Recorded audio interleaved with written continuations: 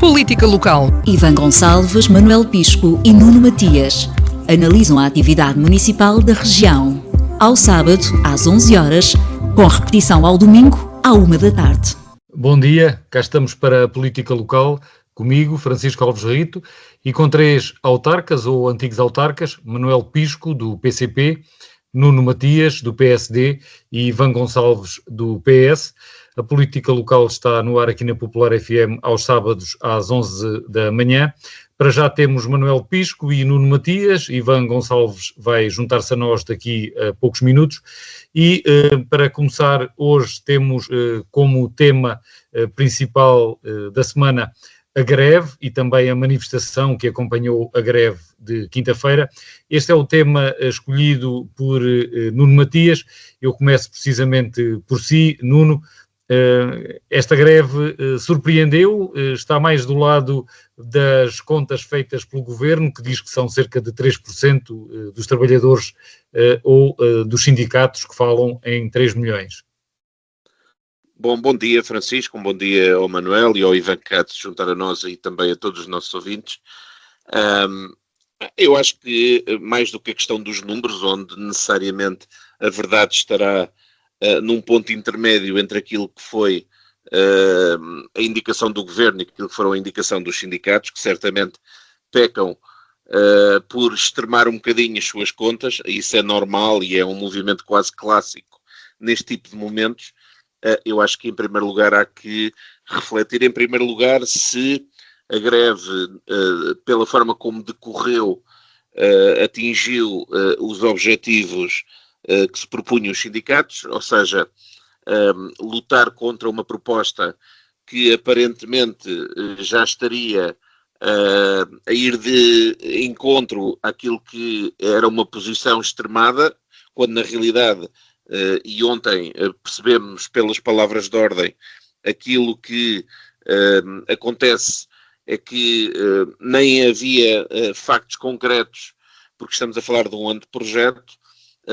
Estamos também a falar de um momento onde, sobretudo, se gritaram palavras de ordem e não contrapropostas para um processo que ainda está em andamento. E, aliás, aquilo que se soube hoje ainda é que na próxima terça-feira vai haver também reuniões entre o Governo e, neste caso, a UGT.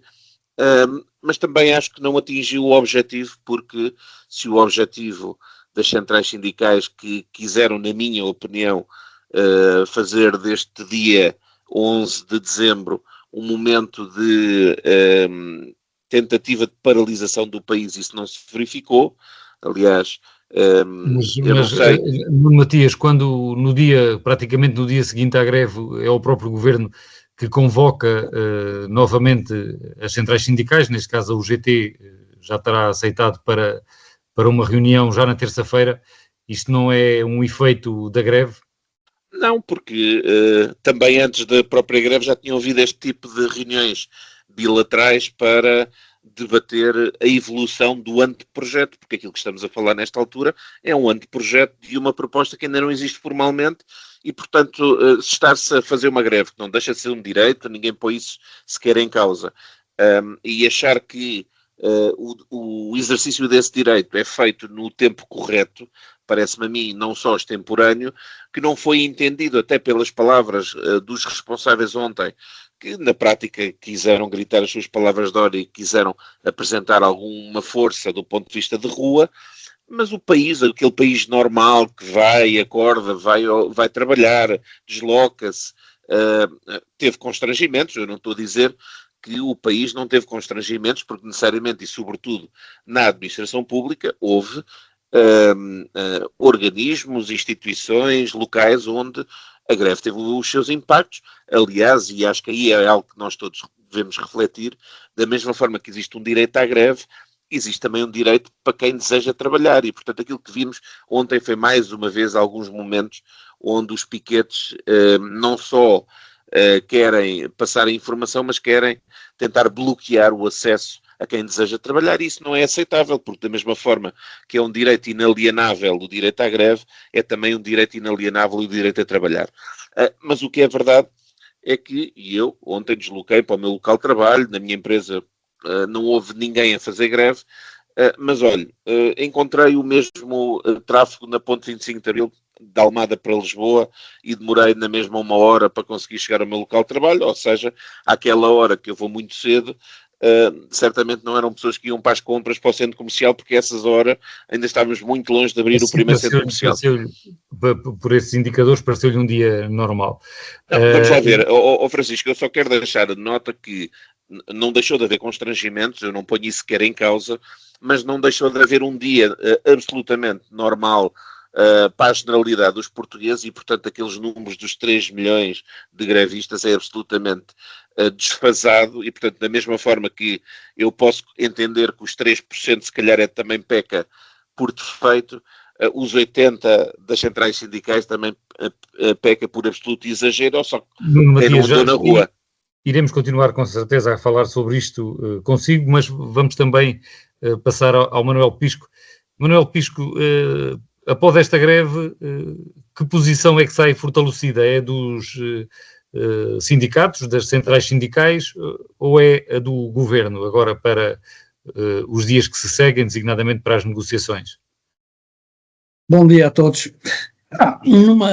Numa greve geral é bom ter a noção de que quando chega à necessidade de fazer uma greve geral, não sai ninguém a ganhar, saem todos a perder. Uma greve geral é um certo tipo de guerra social.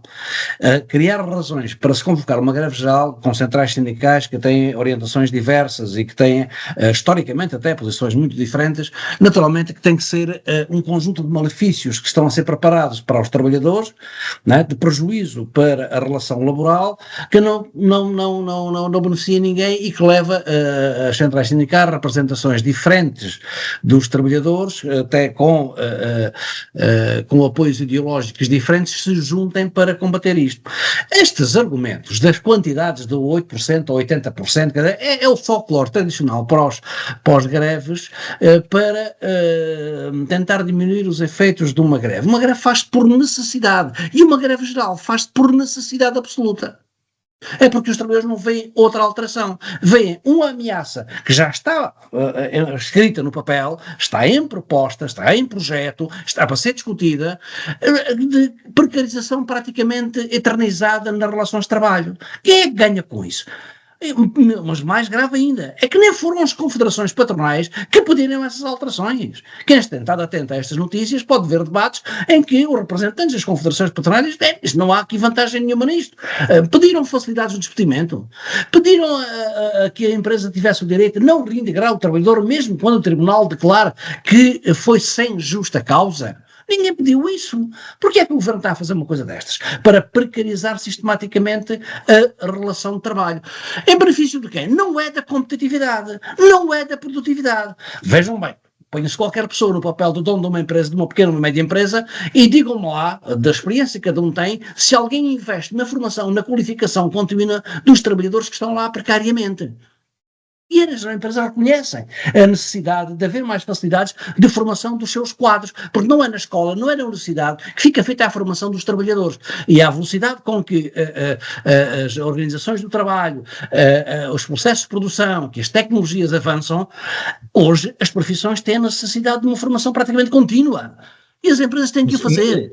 Mas relativamente a benefícios desta greve ou alterações de forças, da correlação de forças que existia socialmente, o que é que nos diz? Para já então, aqui... Para já ficaram a perder, os trabalhadores estão a perder logo com esta ameaça e com o facto de estarem a perder o seu salário. A história de que nos setores houve, claro que aonde a greve tem mais efeitos é onde. Repare-se nesta coisa muito simples. É no setor da administração pública, e nas grandes empresas. A Auto Europa paralisou completamente. Houve menos 400 voos na TAP. Quer dizer, não, as grandes empresas, organizações, sentiu-se a greve. Onde é que e na função pública sentiu-se a greve? Na educação, nas escolas, nos hospitais, sentiu-se. Porquê? Porque a relação de trabalho está mais firme.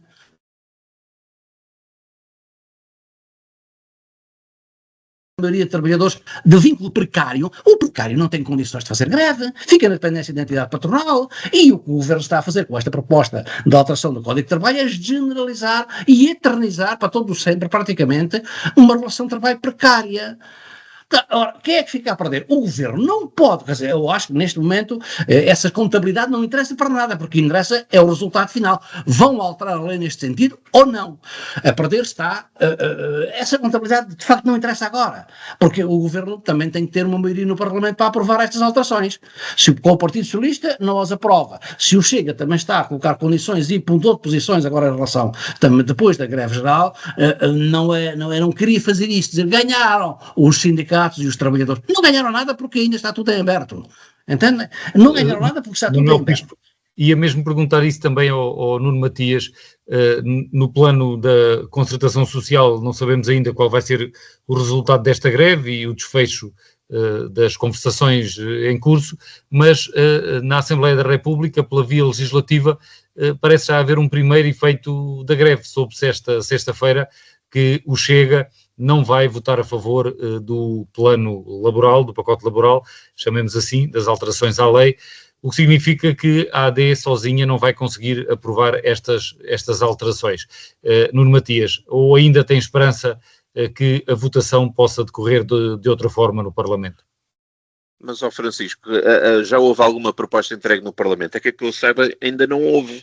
Ou seja, nós estamos aqui a falar e a teorizar sobre questões que ainda estão numa fase de anteprojeto e discussões preliminares e de negociações preliminares entre os parceiros sociais.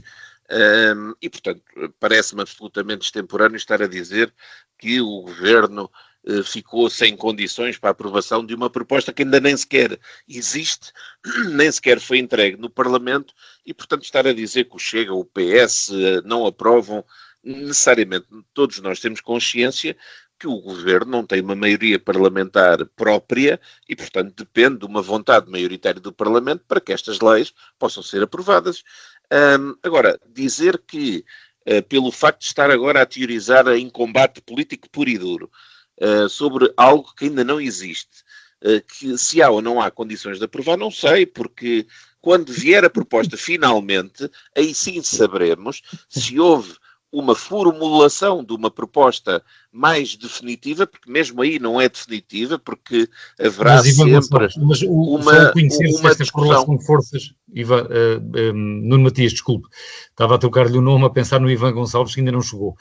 Nuno Matias, mas o conhecer-se esta correlação de forças na Assembleia da República não fragiliza a posição negocial do Governo na concertação social? Não, na minha opinião, aquilo que tem que acontecer é um processo objetivamente participado e negociado. Em primeiro lugar, na concertação social, envolvendo as centrais sindicais e envolvendo necessariamente também as confederações patronais.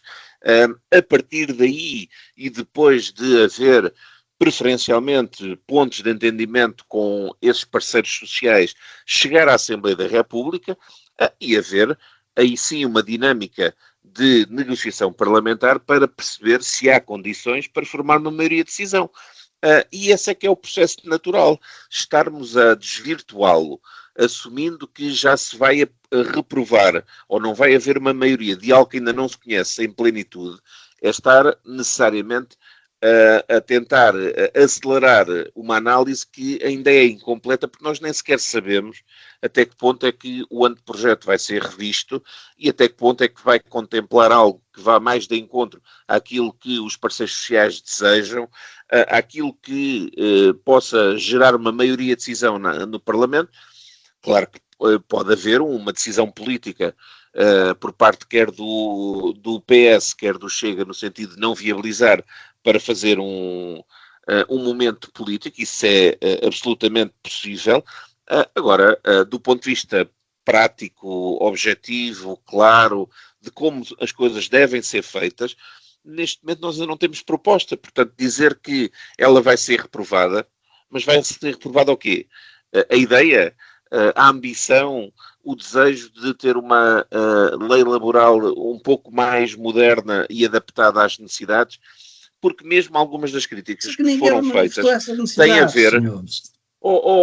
Manuel, apesar das confederações patronais entenderem que poderia não ser uma necessidade por urgência, não significa que não exista um conceito de necessidade para aquilo que é a melhoria de um quadro legal que possa beneficiar não só a facilidade de investimento, mas também a organização destas empresas sem prejuízo dos trabalhadores, porque ao contrário daquilo que é dito, estas medidas não são necessariamente para prejudicar os trabalhadores, estão para dotar as empresas de maior capacidade de organização e de gestão, até porque se as empresas não as tiverem, isso pode pôr em causa os postos de trabalho, e é isso que nós não desejamos. Aquilo que estamos a viver é neste momento um cenário macroeconómico positivo, de maior estabilidade, com alavancagem de crescimento, mas que ainda não está dentro do crescimento potencial que o país pode e deve abraçar, e para isso deve ter um quadro legal, não só nas leis do trabalho, atenção, eu aí concordo, há outras coisas que se calhar até são mais urgentes, mas que devem também ser mudadas, que vai desde os processos de licenciamento para acesso às atividades. A justiça também, o funcionamento da justiça. Não desculpe lá apressar, mas o Ivan também já está connosco e ainda não falou neste tema, naturalmente, só agora é que chegou. Bom dia, Ivan Gonçalves. Estamos a falar da greve geral e também da manifestação. Depois destes protestos, quem é que acha que tem a sua posição negocial reforçada? É o Governo? É o lado dos trabalhadores, representados pelas centrais sindicais, ou nada se alterou? Qual é a sua opinião? Bem, antes de mais, muito bom dia. Eu peço desculpa por este meu pequeno atraso. Eu acho que se tornou evidente ao longo do dia que o Governo começou o dia com uma narrativa de desvalorização da greve geral, numa tentativa de, no fundo, nos explicar a todos nós que não se passava nada e que estávamos perante um dia como os outros, e depois, à medida em que fomos avançando no dia de ontem, foi-se percebendo que essa narrativa não tinha adesão face àquilo que era a realidade, ou seja, todos nós percebemos que o país, se não parou, ficou muito condicionado. Obviamente houve algumas atividades que continuaram, mas percebeu-se que grande parte delas não se realizaram, houve uma paralisia muito grande, e isso no fundo eu acho que acaba por reforçar o lado dos trabalhadores, neste caso, que são representados pelos seus sindicatos, pelas confederações sindicais. Agora, acho que é, respondendo muito diretamente à pergunta do Francisco, é evidente, acho que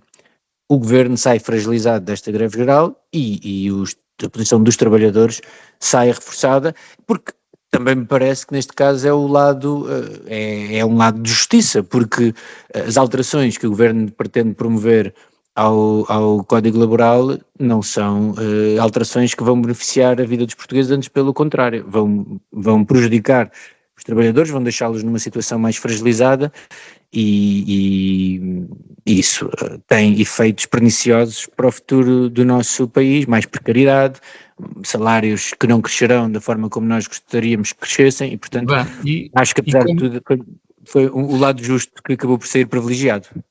E como é que interpreta o facto de o Governo ter convocado de imediato a UGT para uma reunião marcada para terça-feira, e acha que a UGT, depois de ter convocado uma greve, a rejeitar o pacote laboral, tem margem para alguma cedência nas negociações?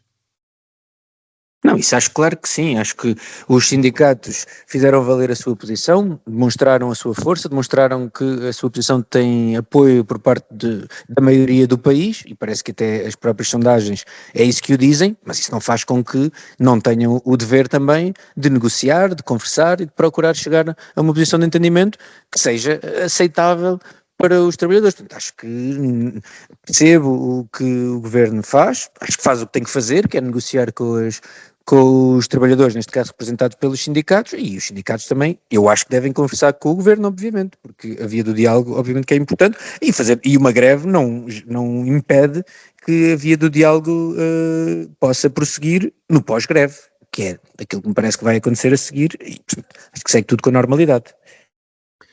Manuel Pisco, não sei se quer acrescentar alguma coisa sobre este tema para passarmos ao segundo, que é precisamente uma escolha sua, assim como o Nuno Matias. Não sei se ainda quer dizer alguma coisa. De novo, não vale a pena repetir os argumentos, não é? Não, Francisco, se me permite, em relação à questão que me fez e que não foi possível chegar a responder, que tem a ver com a questão da manifestação e aquilo que se passou à frente da Assembleia da República, eu queria ser absolutamente justo e não misturar o comportamento de arruaceiros com aquilo que é o movimento sindical, porque aquilo não teve nada a ver, nem sequer com a greve, nem sequer com as reivindicações do movimento sindical, porque aquilo que aconteceu são pessoas que infelizmente se aproveitam deste tipo de momentos para criar conflito e confusão, e portanto eu acho que também é importante não fazer daquilo um momento de crítica para a greve em si, porque aquela contestação, aquele comportamento inaceitável não teve a ver com o movimento sindical, nem foi do movimento sindical que aquilo partiu, pelo menos é a minha convicção, não só pelas pessoas, pela forma como se comportaram e pelas palavras de ordem que gritavam, que não tinha a ver com a greve, mas tinha a ver efetivamente com um comportamento não aceitável em sociedade e no Estado de Direito. E por falar em manifestações, antes de passar ao Manuel Pisco, recordar também que falou-se sobretudo no plano nacional nas greves de Lisboa, nas manifestações de Lisboa e do Porto, mas houve manifestações noutras cidades, designadamente em Setúbal, onde, de acordo com a União de Sindicatos, afeta à CGTP, estiveram mais de 1000 pessoas, cerca de 2000 pessoas nas contas da organização. Percorreram as principais ruas da cidade de Setúbal, também na quinta-feira, ainda da parte da manhã. Manuel Pisco, quer dizer mais alguma coisa ou passamos ao segundo tema? Não, eu só queria acrescentar que é importante a gente desmistificar até este tipo de abordagem e de argumentação sobre estas questões. Dizer agora que não há propostas, são conhecidas as intenções, estão escritas, sabem-se quais são os 100 artigos do Código de Trabalho que o Governo quer alterar, não se pode dizer que não há nada aprovado, portanto não há motivo. Trata-se de um anteprojeto, não foi apresentado nenhuma proposta. Projeto, são os anteprojetos, é dos anteprojetos que se fazem projetos e que se fazem e que se levam as leis à votação. Se eles não são e quando chegarmos ao projeto, haveremos de ter tempo para discuti-lo. Mas depois passa a ser ilegal, senhor. Depois da lei ser lei, o combate à lei é ilegal. Então, mas o que é que nós estamos agora a discutir? Agora, é o mesmo que estará a tirar a pedra e depois esconder a mão. Então, Manuel, eu estou a falar na apresentação da proposta na Assembleia da República, que inicia um processo legislativo que tem discussão própria. Ouça, o Governo apresentou propostas aos parceiros sociais, trocaram-se propostas, fizeram-se reuniões, são conhecidas, estão escritas, como é que nós podemos dizer que não está nada aprovado, portanto não vale haver uma greve? É claro que as partes têm que lutar por todos os meios para que a concretização, quando ela tomar forma de lei, não seja aquela que os prejudica. É o que faz o patronato quando é caso disso, é o que fazem os trabalhadores quando é caso disso. A gente não pode estar com estes argumentos de que só se fosse lei é que seria legítima a greve. Não é nada disso. É antes da lei ser lei. Mas eu não disse, Manuel, eu peço desculpa, mas eu não disse nada disso. Eu peço imensa desculpa, mas eu não disse nada disso.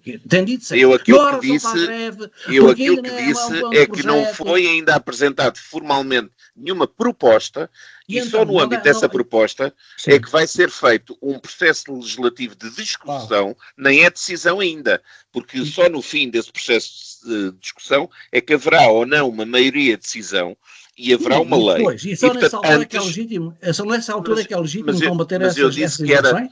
Eu não disse que era legítimo ou ilegítima a greve, eu disse que era extemporâneo nesta altura, ainda sem haver uma proposta final. Nesta altura não, que é uma questão diferente. Não. Só depois, na minha opinião, da proposta ser apresentada, não é da lei ser lei, é que isso é uma confusão. É da proposta ser apresentada, não é ser só sequer fazer greve, decidida. Só tem justificação fazer greve quando aparecer a proposta de lei no Parlamento. Agora que há o anteprojeto e estão a fazer discussões entre os parceiros sociais e a trocar propostas e contrapropostas e a fazer reuniões, agora não se justifica? Só se justifica depois de apresentar em projeto de lei? Aquilo que eu lhe transmiti é que, na minha opinião, é extemporâneo. Naturalmente, o direito à greve existe a todo o tempo, era só que faltava. São duas perspectivas diferentes, distantes, quase tão distantes quanto a contabilidade sobre a adesão à greve. Manuel Pisco, acho que já dissemos aqui o essencial e ficou clara a posição de cada um. Vamos passar ao segundo tema do programa de hoje, que é uma escolha do Manuel Pisco. Soube-se recentemente que o Governo pretende fazer um investimento na defesa nacional de 5,8 mil milhões de euros em novas fragatas para a Marinha e também outro tipo de equipamento militar. Isto é feito ao abrigo de linhas de financiamento comunitárias, de financiamento da União Europeia. Manuel Pisco, o que é que nos quer dizer sobre este tema? Quero dizer que, mais uma vez, os pequenos países, os países mais subordinados aos interesses, que não são os do próprio país, que são de ideários e interesses internacionais que nos ultrapassam, são sempre os primeiros a cumprir aquelas metas que os outros impõem. Venha lá os 5% para o produto interno bruto para se gastar em armas. E aí nós vamos todos a correr. Aqui há coisas que são de facto misteriosas, isso é noticiado pelo Expresso, a dizer que o orçamento do Ministério da Defesa é de 3,2 mil milhões. Mas o país que apresenta a comunicação à NATO de gastos com o maior diferencial em relação ao orçamentado é o governo português, que comunicou que tem uma despesa total de 5,9 mil milhões. O que é isto? É 2% do produto interno bruto. Nós somos um país pequeno, uma economia pequena, em que um terço da população é pobre, mesmo a trabalhar, na pobreza. Mas somos os primeiros a tirar o orçamento. Manuel, mas este investimento é plurianual, não é para fazer todo num ano. O presente é o do orçamento de 2025. É a relação ao 2025. Está lá no orçamento 3,2 mil milhões e o que é comunicado à NATO em 2025 são 5,9 mil milhões. E esse é que é o problema, é um mistério. Para onde é que sai? Vêm as fragatas, são logo 3 mil milhões. E é prometido no ano em que já estão decididas, são os italianos que vão fazer, não é a indústria naval, nem sequer a indústria naval que foi toda desarmada, a indústria metalomecânica em Portugal que foi toda desarmada, e a troco disso fizeram os subsídios. Estes empréstimos, chamam-lhe empréstimos europeus ou multinacionais, seja o que for, vão ser pagos pelos seus e pelos nossos impostos. Não vão ser pagos por mais ninguém. É o povo português que o vai pagar. Não é mais ninguém. Bem, com que fundamento é que é a questão? Então Portugal fica mais defendido de quê? De que inimigos? Primeiro, agora só temos um inimigo criado. O inimigo agora, o mais conveniente é a ameaça russa. Os russos vêm invadir a Europa toda. Os russos vêm invadir Portugal. Os russos agora vêm... E os Estados Unidos venderam estas ideias aos europeus que estão a comprá-las, mas a preço de saldo. E estão todos virados para a guerra. E o nosso país, não é? que até se manteve neutro na Segunda Guerra Mundial, até ficou neutro, porque nem tinha condições da guerra, nem pesava nem para um lado nem para o outro, de repente começa a cumprir as metas que o Sr. Trump impõe aos outros. Isto é absurdo. Isto é completamente absurdo. Agora Portugal, com 3 fragatas das mais modernas que há, com todos os equipamentos e tal, vai ficar defendido de quem? Defendido da Espanha, defendido da Hungria, que lá está lá o Sr. Orbán, defendido da Rússia, que está lá o Sr. Putin, defendido de quem? Nós estamos aí por um caminho, e isso é que significa, porque é que eu estou a fazer alguma ligação, algum contraponto com a questão das condições de vida e das condições de trabalho, porque isto vai ser retirado às condições de vida da população, vai ser pago pelos portugueses, ninguém vai dar o dinheiro que é agora emprestado. Vai ser agora emprestado, vai ser pago. Este país tem condições de estar a fazer um seguidismo desta natureza em relação a uma preparação para a guerra que vai encher os bolsos de quem? Das indústrias armamentistas, cujos acionistas são os senadores do Congresso americano e toda essa panóplia de gente, e são os autocratas, e são aqueles grandes titulares de fortunas que o capitalismo à russa criou depois da queda da União Soviética. Estão lá os oligarcas, também beneficiam com este armamento, e o levantar da ideia da guerra que está aí para aparecer a qualquer momento é uma... enfim, isso aliás, como ficou agora escrito recentemente há dias na nova estratégia nacional americana, vem dizer que a Europa é uma coisa a cair, é decadente, eles nem têm a liderança sequer, os líderes até são estúpidos, diz o senhor lá dos Estados Unidos, e ele dá-nos ordens e nós andamos todos de joelhos a acatar as ordens daquela nova desordem internacional que está a ser provocada pelos Estados Unidos. Não há nenhum sentido crítico nos governos da União Europeia. Não há nenhum. Isto é impressionante mesmo. Manuel Pisco, vamos estender. Infelizmente acho que vou assistir a este desastre, não é? Mas as próximas gerações dos nossos filhos, essas coitadas, fatalmente vão pagar muito caro este caminho que a política europeia, conduzida pelos americanos, está a levar. Ivan Gonçalves concorda com o Manuel Pisco que esta decisão sobre o investimento militar é tomada no quadro de um desastre, ou entende que é necessário que Portugal faça o esforço de investir nas suas forças armadas e que está a fazê-lo de forma correta?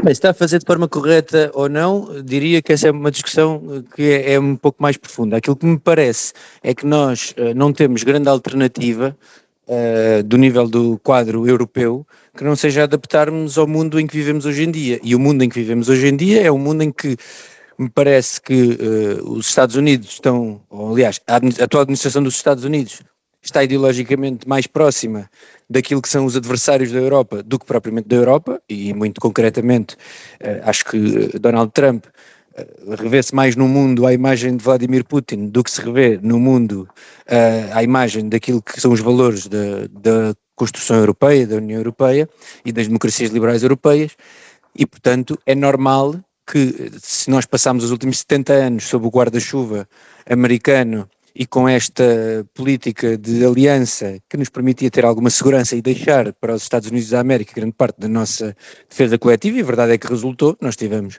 70 anos de paz na Europa, tirando alguns focos de conflitos, mas localizados, nada que se prendesse com esta questão leste-oeste.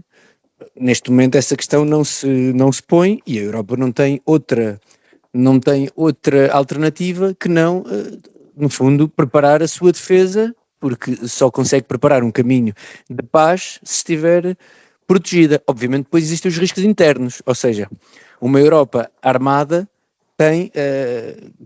é naturalmente um risco se nós pensarmos que grande parte daqueles que são os aliados de Putin e de Trump, e aqui diria as forças de extrema-direita que vão crescendo em França, nos Estados Unidos, na Alemanha, e até no Reino Unido, embora o Reino Unido não faça parte da União Europeia, mas faz parte também deste espaço dos aliados europeus, diria que estes riscos existem porque existe um risco de desagregação, de fragmentação. Como potências militarizadas, obviamente que o risco aumenta. Agora, não me parece que exista a nível europeu grandes alternativas se não apostarmos na nossa defesa, e isso passa também por um reforço do orçamento da defesa, não numa lógica de seguirmos os Estados Unidos ou de subserviência aos Estados Unidos, mas numa lógica de proteção do espaço europeu, porque parece que o nosso aliado mais poderoso neste momento tende cada vez menos ser um aliado, e não parece que isso vai mudar nos próximos anos.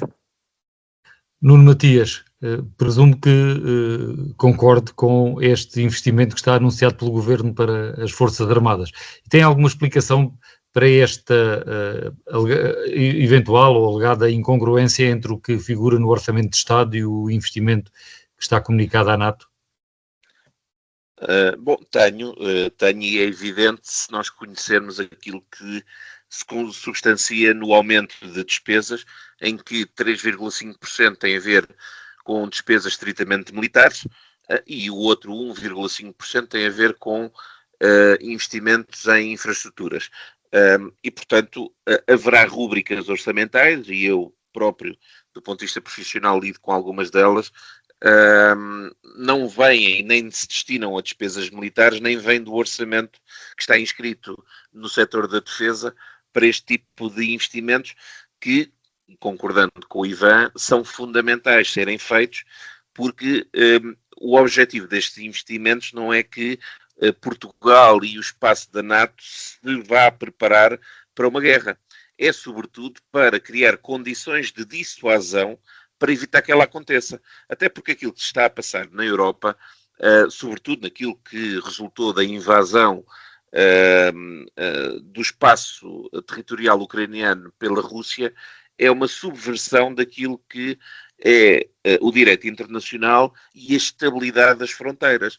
E, portanto, aquilo que seria inaceitável seria penalizar-se um Estado que foi invadido e, com isto, dar razões para que outros possam ter este tipo de comportamento. Eu aqui há uns programas atrás, há alguns programas atrás, eu estava a exagerar, a dizer que era o mesmo que Espanha querer ter uma parte de volta do território português e então invadia o Alentejo, porque agora esta prática é admissível para o novo encontro das nações e, portanto, necessariamente estes investimentos são fundamentais para que o Bloco NATO tenha um fator de defesa mais vigoroso, mais robusto, menos dependente dos Estados Unidos, porque, como o Ivan estava a dizer, sabemos que hoje em dia a administração do lado norte-americano nem sempre olha a Europa como um parceiro estratégico e, se calhar,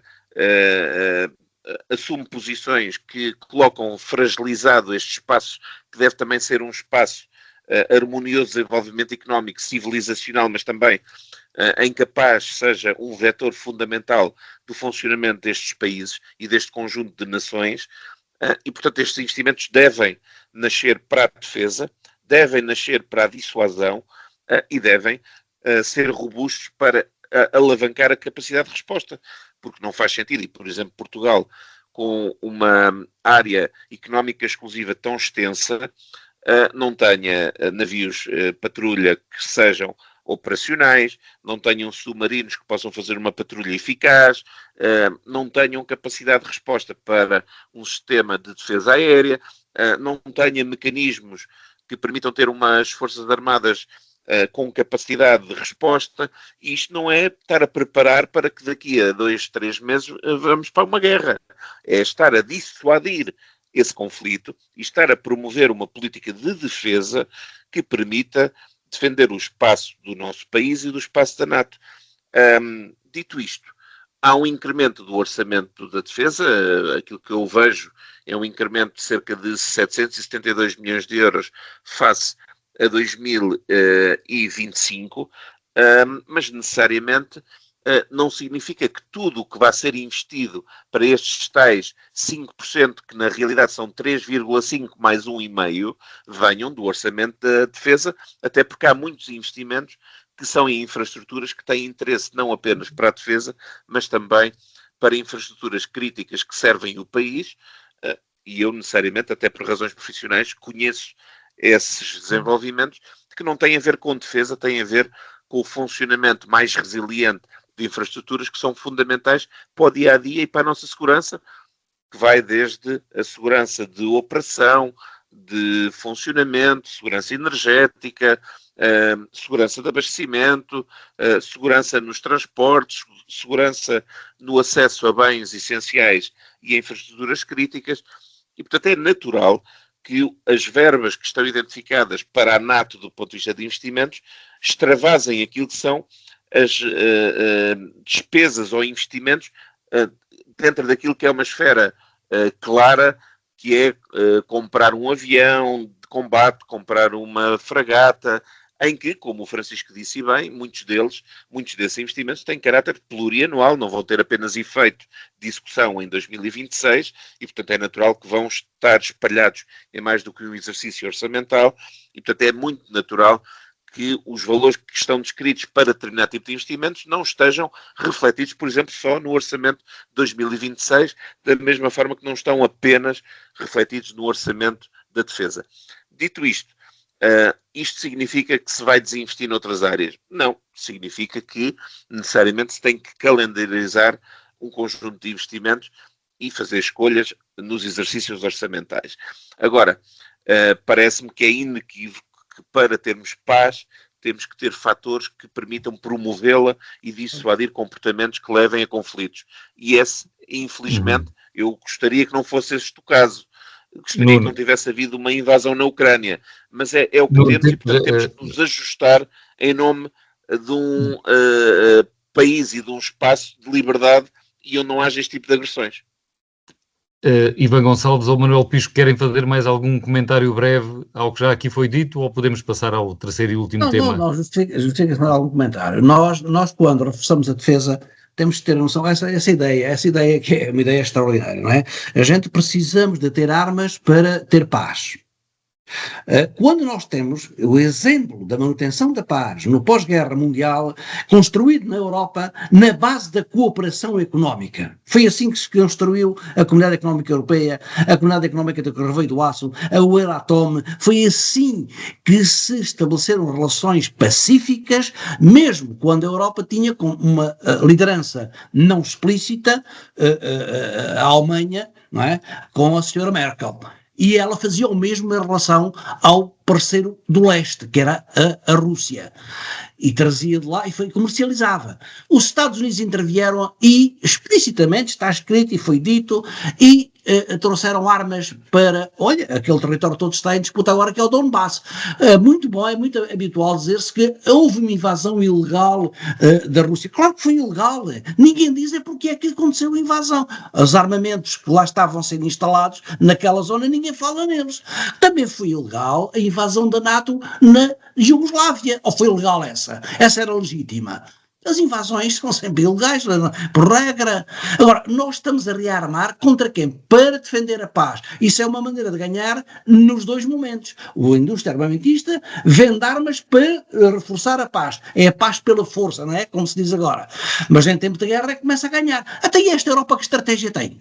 Qual é a resposta? Quando a gente vê a Europa a separar-se, os países a separarem-se, o crescimento da extrema-direita, as mudanças, as ameaças em termos eleitorais aos próprios regimes democráticos que estão a acontecer na Europa, qual é o caminho que a Europa leva? Há alguma malha que esteja a consolidar os países e as suas divergências na Europa? Nenhuma, só há uma bandeira, a da NATO. A NATO é uma organização construída e liderada pelos Estados Unidos.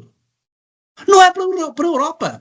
A Europa faz parte, mas não é uma NATO europeia, não, isso não existe. E os Estados Unidos estão agora a dizer que não é a Europa que se defenda, ela que compra armamentos aos Estados Unidos, ela que compra armas, ela que paga a guerra na Ucrânia.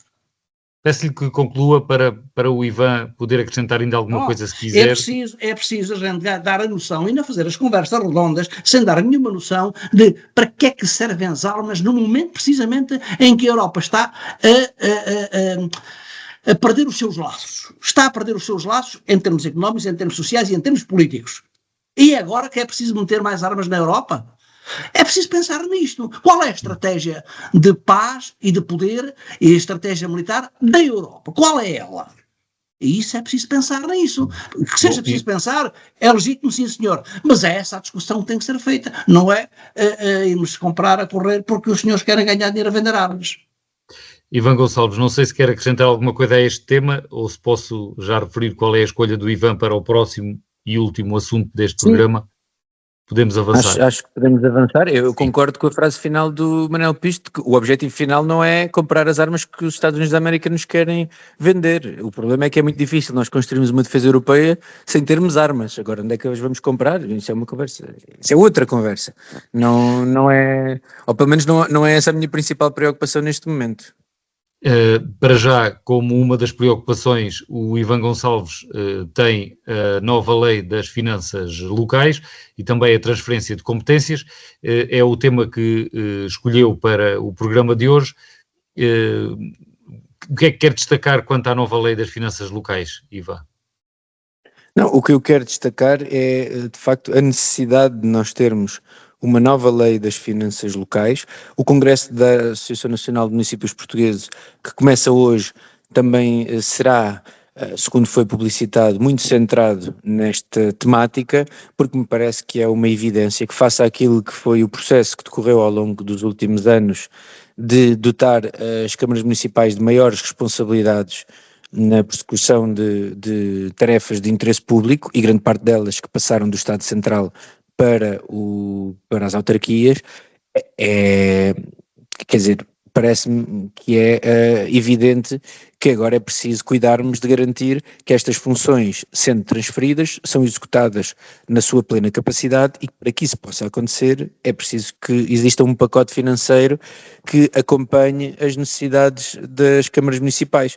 E, portanto, acho que esse é um debate que deve mobilizar neste momento, as autarquias do país, e sei que está a mobilizar. O Partido Socialista tem também, para além de uma proposta de alteração à lei eleitoral autárquica, sei também que está a preparar uma proposta de revisão da lei das finanças locais, e parece-me que é uma necessidade do país, porque senão nós corremos o risco que parte das funções que devem ser prestadas pelo Estado, quer pelo Estado Central, quer depois pelo poder local, portanto prestadas pelos poderes públicos, acabam por não ser prestadas devidamente se não garantirmos que as câmaras municipais e as juntas de freguesia têm condições para as fazer. Nuno Matias, sobre este tema da lei das finanças locais e o que disse o Ivan Gonçalves, qual é a sua opinião? Bom, não é a primeira vez que falamos sobre este tema e eu tenho que ser coerente com aquilo que eu sempre disse. Eu também acho que é fundamental haver uma revisão da lei das finanças locais e, aliás, não sou só eu que acho, o próprio Governo também o diz, também o afirma e também está em contacto com a Associação Nacional de Municípios para que essa proposta veja a luz do dia, até porque é verdade, eu concordo com aquilo que aqui foi dito pelo Ivan em relação à necessidade de haver também um envelope financeiro atualizado face a um conjunto de competências que foram descentralizadas e bem para os municípios, mas que, como na altura também se disse, esse processo de centralização que era virtuoso foi manco. E porquê que foi manco? Porque o envelope financeiro não foi devidamente calibrado e muito pouco tempo depois, ainda estávamos com um governo socialista a liderar os destinos do governo português na altura, já as autarquias, inclusive muitas do Partido Socialista, estavam a reclamar novos envelopes financeiros face ao processo menos positivo e menos conseguido da forma como no conjunto da descentralização não foi recalibrado ou calibrado devidamente os envelopes financeiros associados. E, portanto, sim, é fundamental que haja uma nova lei das finanças locais, sim, é fundamental que tenha uma maior capacidade de dar previsibilidade às próprias autarquias para gerir as suas necessidades e para gerir também a sua capacidade de intervenção, gestão e investimento. Sim, é fundamental dotá-las de maiores meios para fazer face à descentralização de competências, que foi uma evidência.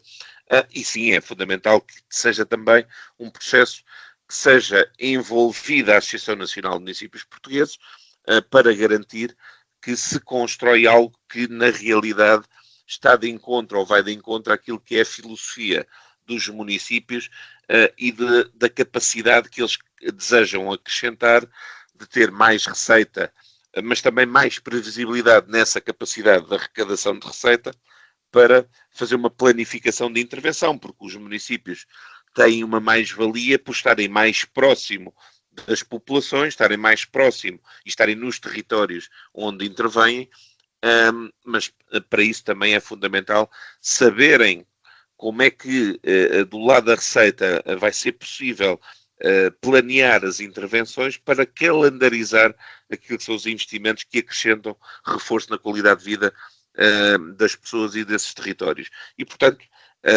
acho que estamos todos de acordo aqui.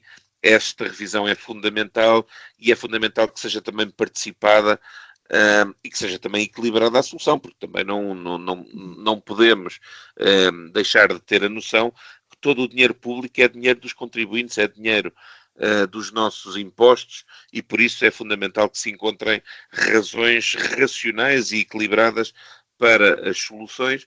Mas eu também sou daqueles que acha que um investimento feito por uma autarquia normalmente é mais eficiente do que aquele que é feito pelo Estado Central.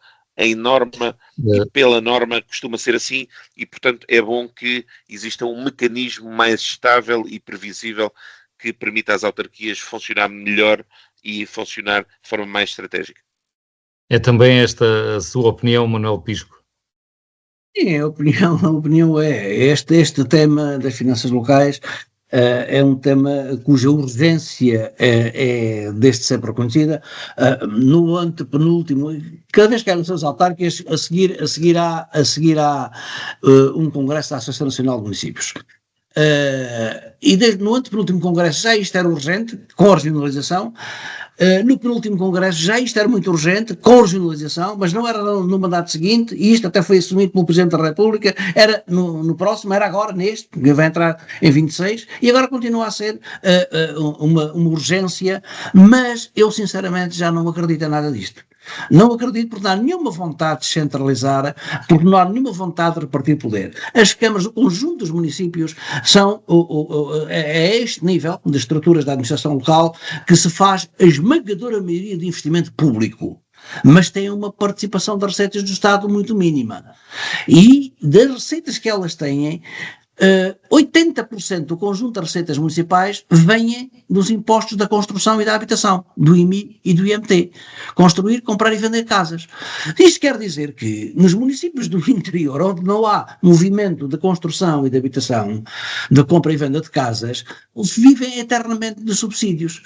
É claro que, com mais as transferências de competências que foram feitas agora no mandato anterior, com insuficiência de meios financeiros, esta revisão torna-se mais necessária ainda. Mas fazê-lo só por isso é o mesmo que abandonar a regionalização. É curioso que a promessa da regionalização esfumou-se de um mandato para o outro sucessivamente. E enquanto o Governo Central não quiser repartir competências e poder financeiro com regiões do país e depois com os municípios, não há nenhuma verdadeira reforma da administração local e das finanças locais. Eu sinceramente já não acredito. Há de haver aí umas mexidazinhas de cosmética, de umas pequenas coisas, mas esta estrutura em que o Estado fica com o que arrecada de impostos das receitas públicas esmagadoramente para os seus gastos a nível do Governo Central, sem nenhuma implicação no desenvolvimento local e regional, e as câmaras fazem um investimento e depois apenas ficam com os tais 80% no conjunto daquilo que cobram no IMT e no IMI. Não é um sistema equilibrado, não é um sistema que conduza a um equilíbrio no desenvolvimento do território e das populações, e enquanto andarmos década após década a fingir que vamos fazer a seguir uma revisão das leis das finanças, das competências e de vez em quando falando na regionalização, o país não se desenvolve. Olha, com esse desenvolvimento se calhar já seria possível comprar muitas mais armas sem ficarmos endividados por décadas para o futuro.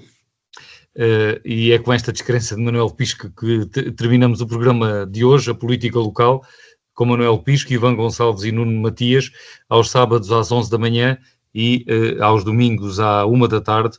O programa fica também disponível depois em podcast nas diversas plataformas. Boa tarde aos três, boa tarde também aos ouvintes. Voltamos de hoje a 8 dias. Política local. Ivan Gonçalves, Manuel Pisco e Nuno Matias analisam a atividade municipal da região. Ao sábado, às 11 horas, com repetição ao domingo, à 1 da tarde.